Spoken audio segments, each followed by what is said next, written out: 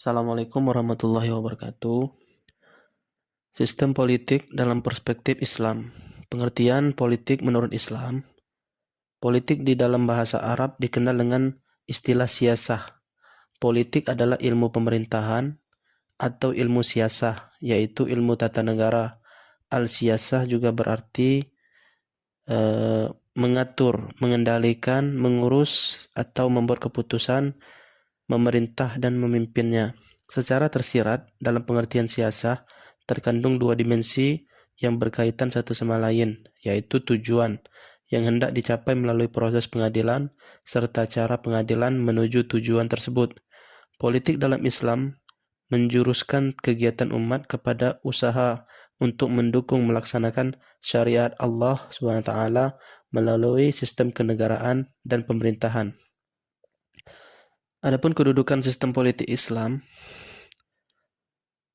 pertama, kelompok yang menyatakan bahwa Islam adalah suatu agama yang serba lengkap. Di dalam terdapat pula antara lain sistem ketatanegaraan atau politik. Kemudian lahir sebuah istilah yang disebut dengan fikih siyasi. Sistem ketatanegaraan dalam Islam merupakan bagian integral dari ajaran Islam. Kelompok ini bersifat bahwa sistem ketatanegaraan yang harus diteladani adalah sistem yang telah dilaksanakan oleh Nabi Muhammad SAW dan oleh para khulafah al-Rashidin, yaitu khalifah. Kedua, kelompok yang berpendirian bahwa agama tidak ada hubungan dengan kenegaraan. Menurut pendapat Nabi Muhammad, hanyalah seorang rasul seperti rasul sebelumnya yang bertugas menyampaikan risalah kepada seluruh umat, yaitu mengajak manusia kembali kepada hidup yang mulia dengan menjunjung tinggi budi pekerti luhur, akhlakul karimah, akhlak yang mulia, dan Nabi tidak bertugas untuk mendirikan dan memimpin satu negara. Ketiga, kelompok yang menolak bahwa Islam adalah agama yang serta lengkap yang terdapat di dalam segala sistem ketatanegaraan dan menolak pendapat bahwa Islam hanya mengatur hubungan dengan manusia penciptanya saja. Hanya dengan penciptanya saja. Pendapat ini berpendirian bahwa Islam tidak mendapat sistem ketatanegaraan, tetapi terdapat seperangkat tata nilai etika bagi kehidupan bernegara. Berdasarkan penjelasan di atas, sejarah membuktikan bahwa Nabi Muhammad SAW selain sebagai Rasul, beliau adalah kepala agama dan juga kepala negara. Nabi menguasai suatu wilayah yaitu Yasrib, yang kemudian menjadi Muhammadiyah, Madinah Al-Muwarrah sebagai wilayah sepeninggalan Nabi. Kedudukan beliau sebagai kepala negara dipentingkan Abu Bakar, yang merupakan hasil kesepakatan tokoh-tokoh sahabat. Selanjutnya disebut khalifah. Sistem pemerintahan disebut khalifah. Sistem khalifah ini berlangsung hingga kepemimpinan berada di bawah kekuasaan khalifah terakhir, Ali ibnu Abi Thalib karamullah wajhah. Prinsip-prinsip dasar politik Islam. Yang pertama, imamah atau kepemimpinan.